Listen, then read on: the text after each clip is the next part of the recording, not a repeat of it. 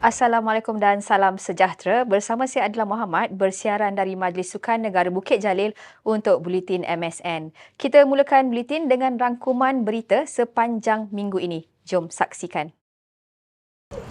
Chef de Mission ke Sukan Olimpik Paris 2024, Datuk Hamidin Mohamed Amin telah mengadakan lawatan dan tinjauan persiapan atlet memanah Ariana Nordiana Muhammad Zairi di Kompleks Sukan Majlis Sukan Negara Nilai pada 26 Februari.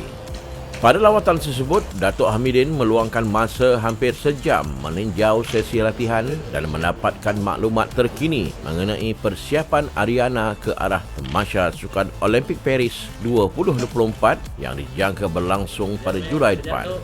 Ariana layak ke Paris secara merit selepas memenangi pingat emas di Kejohanan Kelayakan Benua Asia di Bangkok, Thailand pada November tahun lalu.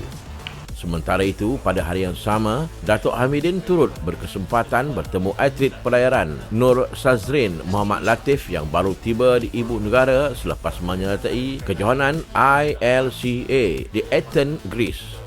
Sazrin mencipta sensasi layak ke Sukan Olimpik Paris 2024 selepas memenangi pingat emas di Sukan Asia Hangzhou 2022.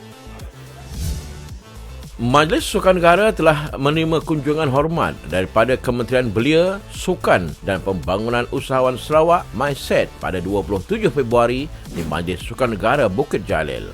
Pertemuan Abdul Rashid Yaakob, Ketua Pengarah Majlis Sukan Negara bersama Tuan Nur Shidi Fedrik, Setiausaha Tetap Kementerian Belia, Sukan dan Pembangunan Usahawan Sarawak itu bertujuan untuk membincangkan status terkini berkenaan penganjuran Sukan Malaysia ke-21 yang dijadualkan berlangsung pada Ogos nanti di negeri Bumi Kenyalang.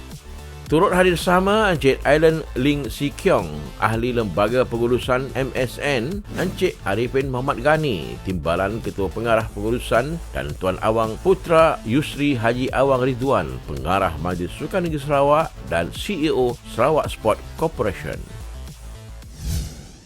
Karnival Bakat Kebangsaan Seri 1 tahun 2024 kembali lagi pada 28 Februari hingga 3 Mac dan kali ini diadakan di venue sekitar Shah Alam, Selangor dengan mempertandingkan 4 jenis sukan iaitu angkat berat, memanah, pingpong dan wushu. Karnival Anjuran Bahagian Bakat dan Pembangunan Wanita Majlis Sukan Negara ini diadakan bagi tujuan mencungkil bakat-bakat baharu sukan negara dengan penyertaan lebih kurang 772 orang atlet dan 149 pegawai dari seluruh negara. Bagi peminat-peminat sukan di negeri Selangor yang ingin menyaksikan bakat-bakat baru yang bakal mewarnai sukan negara di masa hadapan, boleh melayari laman media sosial Majlis Sukan Negara untuk mengetahui jadual-jadual pertandingan. Dalam pada itu, satu bengkel penilaian program Sukan Teras Prestasi Tinggi 2024 telah diadakan pada 27 dan 28 Februari bertempat di Hotel Sunway Lagoon, Selangor. Bengkel yang dipengerusikan oleh Encik Abdul Rashid Yaakob, Ketua Pengarah Majlis Sukan Negara, turut melibatkan penyertaan ahli-ahli lembaga pengurusan serta pengurusan tertinggi MSN. Bengkel yang diadakan selama 2 hari itu bertujuan menilai semula 103 jenis sukan yang telah disenaraikan dalam Akta Pembangunan Sukan 1997, Perintah Pembangunan Sukan, Pindaan Jadual Pertama 2023 dan seterusnya mengenal pasti sukan yang seharusnya diberi tumpuan bermula dari peringkat akar umbi sehingga ke peringkat antarabangsa. Atlet memanah rekurve negara Ariana Nurdania Muhammad Zairi memilih Korea Selatan sebagai destinasi persiapan terakhir sebelum menggalas cabaran negara ke Sukan Olimpik Paris 2024. Pendedahan latihan luar negara ini penting buat pemanah berusia 19 tahun itu memandangkan beliau hanya pernah beraksi sebanyak 2 kali di luar negara iaitu Thailand dan juga Ireland. Ariana menjelaskan beliau mahu berkampung di Korea Selatan bagi melakukan persediaan terbaik menghadapi tamasya terbesar dunia itu yang akan berlangsung 26 Julai depan. Hasrat itu diluahkan Ariana kepada Ketua Kontingen Sukan Olimpik Paris, Datuk Hamidin Mohamed Amin yang mengadakan lawatan dan tinjauan latihan di Kompleks Sukan MSN dinilai pada Isnin. Bagi saya is diorang punya rhythm, diorang punya rhythm during shooting and how how calm they handle their shooting lah. Sebab some people kan macam very gelabah macam tu. Tapi Korea ni saya tengok dia orang very steady and okay, kalau ada mistake pun tak apa, belajar. And how they handle themselves lah is what impressed me. Tambah Ariana, beberapa perkara lain turut dibincangkan, antaranya keperluan membawa peralatan memanah tambahan ke Paris sebagai persediaan menghadapi insiden di luar jangka.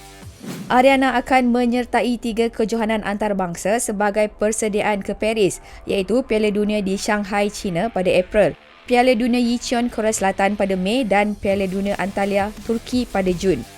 Dalam pada itu, Jurulatih Memanah Negara Muhammad Marbawi Sulaiman mengharapkan akan ada atlet negara yang mengiringi Ariana ke Paris pada aksi kelayakan terakhir di Piala Dunia Antalya Turki Jun depan. Untuk kota final qualifying tournament tu, kita masih ada 3 kota untuk perpasukan dan quite hard jugalah, tapi kita cuba. Sebab apa? Seperti mana yang kita tahu, macam China, India, dia kuota masih kuota individu.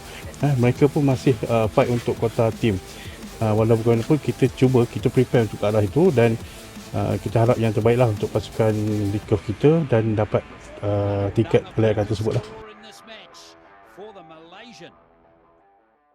Atlet pelayaran negara Nur Shazrin Mohamad Latif terpaksa melupakan sambutan Ramadan dan Aidilfitri di tanah air apabila bakal menyertai 2 kejohanan utama dan kem latihan di Eropah sebagai persediaan ke Sukan Olimpik Paris.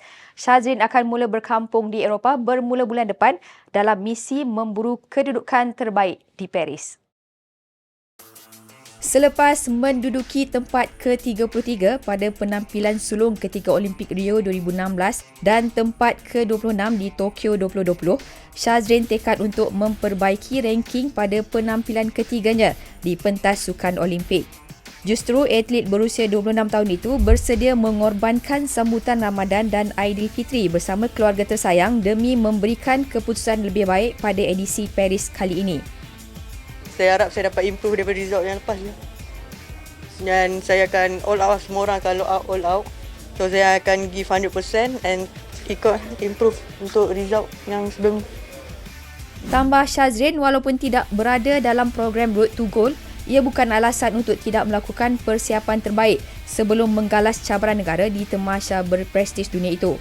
Shazrin yang baru tiba dari kejohanan di Athens, Greece, akan meneruskan latihan selama 3 minggu di tanah air sebelum bertolak ke Palma Mallorca di Sepanyol untuk latihan diikuti kejohanan di Perancis dari 18 hingga 27 April dan akan terus berpangkalan di Eropah hingga Olimpik. Kita orang akan training dah seminggu 2 and then ada last year regatta ni untuk dah ada 2 regatta, satu yang siapa yang dah layak, lagi satu untuk siapa yang nak try untuk layak dia punya layakkan negara untuk Olimpik. So bila saya race dekat different course, so kat situ advantage lah kat saya, boleh tengok saya punya performance tak mana, yang mana saya kena improve lagi. Dari situ kita boleh nampak siapa yang kita punya tahap sampai mana and siapa yang bagus.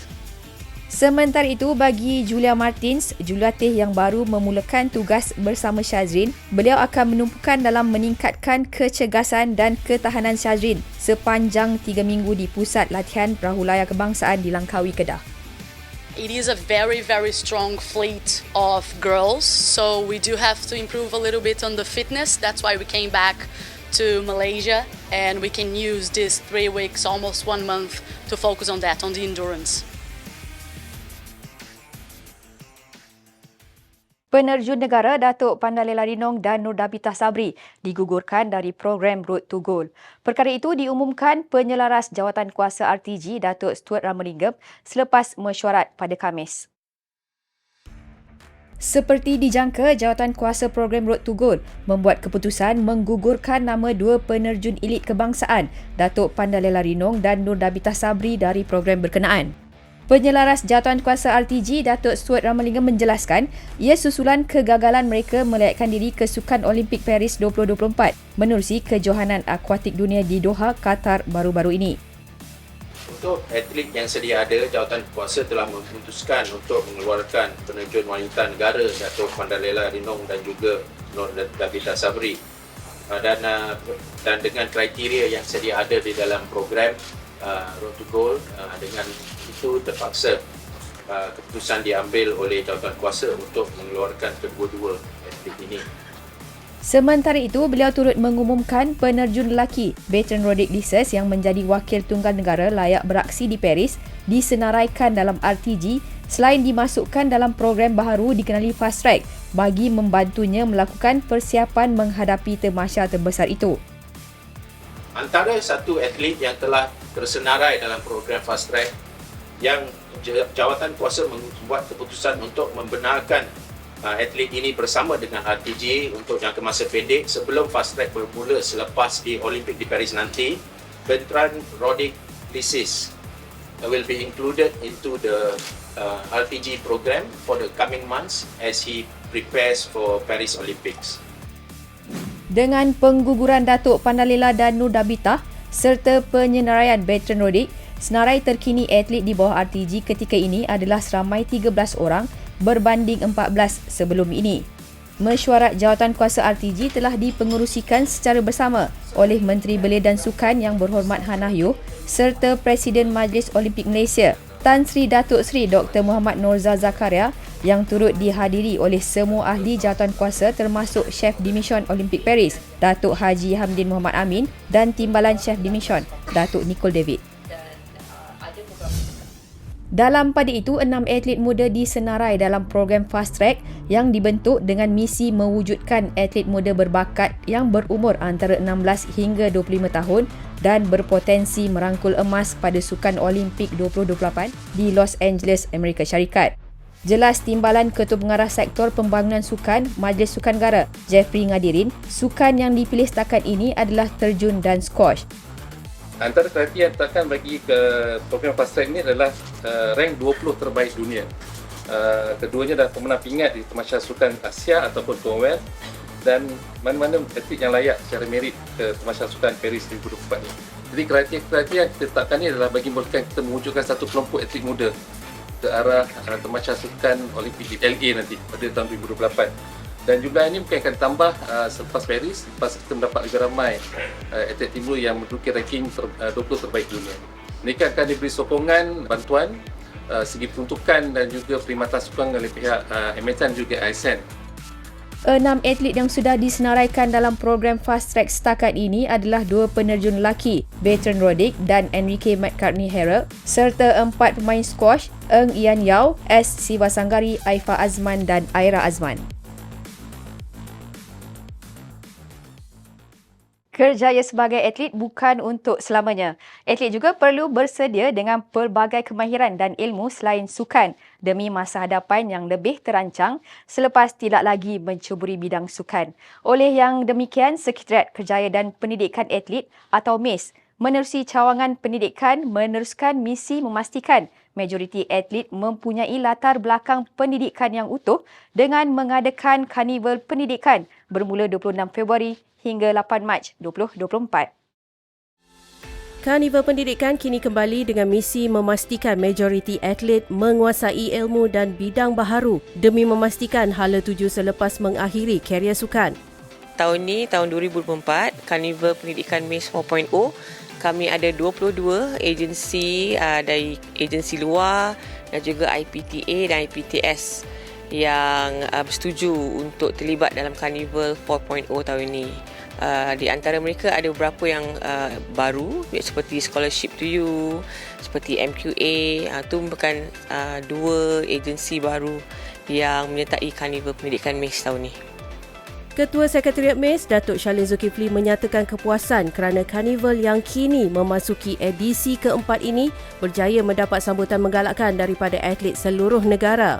Selepas result SPM dia keluar, so banyak atlet yang ingin melihat apa tawaran daripada IPTA dan IPTS di seluruh Malaysia. So tahun ni kami harap lebih ramai atlet akan dapat menyertai karnival dan juga kira register di UPU melalui UPU dan mendapat tempat-tempat di universiti tempatan lebih daripada tahun lepas. Di samping tawaran pakej pengajian daripada institusi-institusi pendidikan, tawaran beasiswa juga disediakan mengikut kelayakan akademik menerusi beasiswa sukan Kementerian Pendidikan Tinggi dan Kementerian Belia dan Sukan serta yang terbaru, peluang mendapatkan beasiswa pengajian luar negara menerusi Scholarships to You. Tahun-tahun sebelumnya beasiswa yang ditawarkan hanya melalui beasiswa KBS dan KPT. Tapi tahun ni selepas MOU yang telah dijalankan bersama Scholarship to You tahun lepas, kami dapat menawarkan sesuatu yang berlainan di mana Scholarship to You dapat membantu atlet-atlet yang nak sambung belajar di luar negara dan menggunakan beasiswa universiti tersebut. Seperti yang termeterai dalam perjanjian bersama Majlis Sukan Negara pada November 2023, Scholarships to You menawarkan kerjasama dengan menyediakan bantuan khas kepada atlet negara yang ingin melanjutkan pengajian ke luar negara dengan khidmat nasihat dari segi pemilihan beasiswa, tempat pengajian yang sesuai termasuk persediaan yang perlu dihadapi sebelum ke luar negara. Untuk atlet-atlet yang hendak sambung belajar di luar negara, memang insyaAllah Scholarship to You dapat membantulah. Dia boleh hubungi Scholarship to You, mereka ada kaunselor yang boleh membimbing atlet tu apa proses yang perlu mereka lengkapkan untuk memohon beasiswa dan tempat di universiti di luar negara. Sebab ada setengah-setengah universiti menawarkan beasiswa penuh seperti di Jepun, di China. So membuka banyak peluang kepada atlet, bukan sahaja untuk pergi sana untuk belajar, tapi juga mereka boleh compete di luar dan training di luar negara. Laporan tadi mengakhiri buletin edisi kali ini. Sehingga kita berjumpa lagi di edisi akan datang.